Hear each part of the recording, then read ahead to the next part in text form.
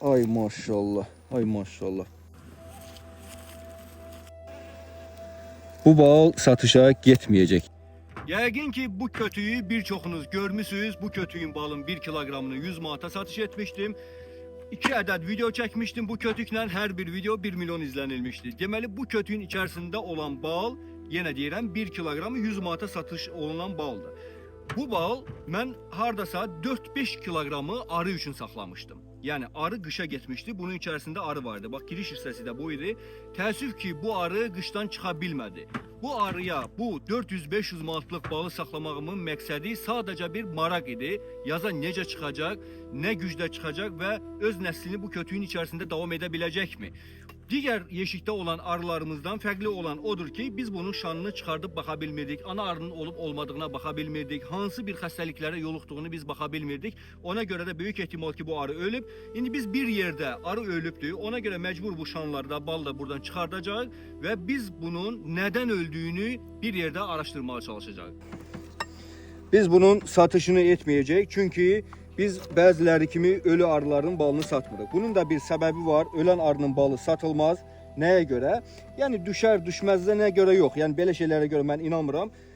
Çünki bunun məqsədi var. Keçən dəfə bununla bağlı bir video çəkiliş eləmişdim. Çox sayda arıçılar zəng eləyib, xahiş elədilər ki, o videonu silim. Yəni bir problem yaşayacağını dedilər. Ona görə də istəmirəm o mövzuda ümumiyyətlə danışım. Nə səbəbə görə ölən arının balı satılmır.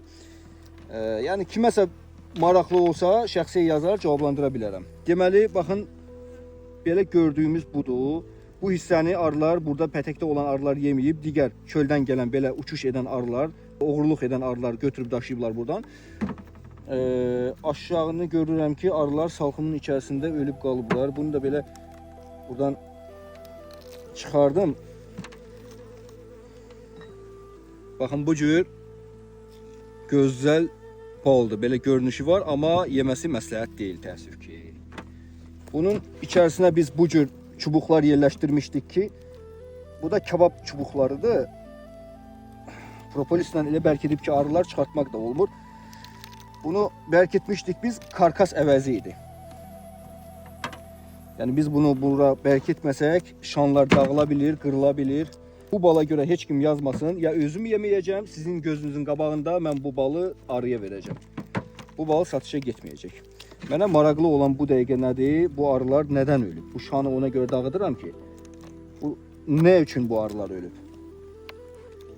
Bu şanlar üçün inanın ki, o qədər tələbat var. Bu kötük balı üçün mənə ən azı bir 30 nəfər zəng elədi ki, sezonda söhbət gedir. Bunun reklamı edəndə. Qardaş, o balı göndər bizə, biz alaq kötük qarışıq deyə. Deməli, burada bizim görə bildiyimiz nədir? Burada arı toxum qoyub, burada toxum qoyub. Bura arının toxumu olubdur, çıxa bilməyib, ölüblər burada içəridə. Bəlkə də ana arısı olmayıb, bəlkə də olub, onu deyə bilmirik. Görürsünüz, necə gözəl baldır. Deməli, bunu vaxtında satış etsəydik bu balı, inanın ki, bu balın satış edib, bunun yerinə mən özümə 2 dənə arı ala bilərdim. Yəni 500 manat, rahat 5 kilo balı var idi. Hələ bu arılar nə qədər balı yeyiblər bunun içərisindən.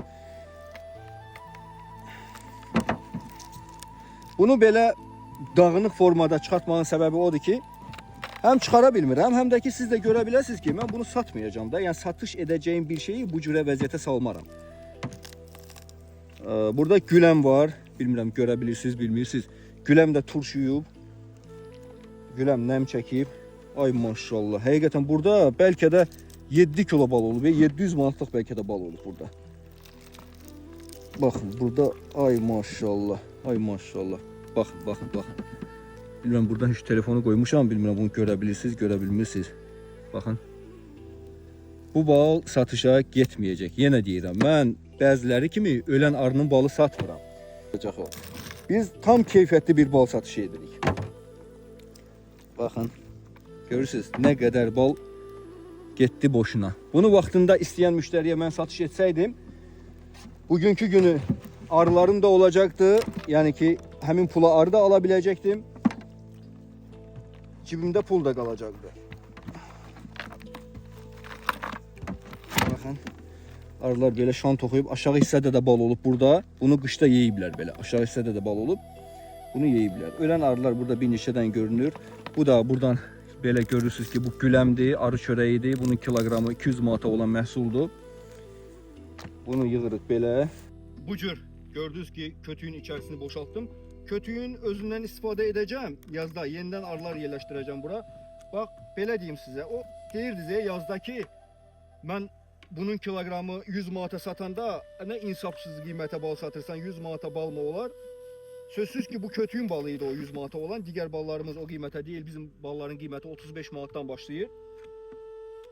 Yani ki, görürsünüz bu arının yaza çıxmaq ehtimalı çox azdır.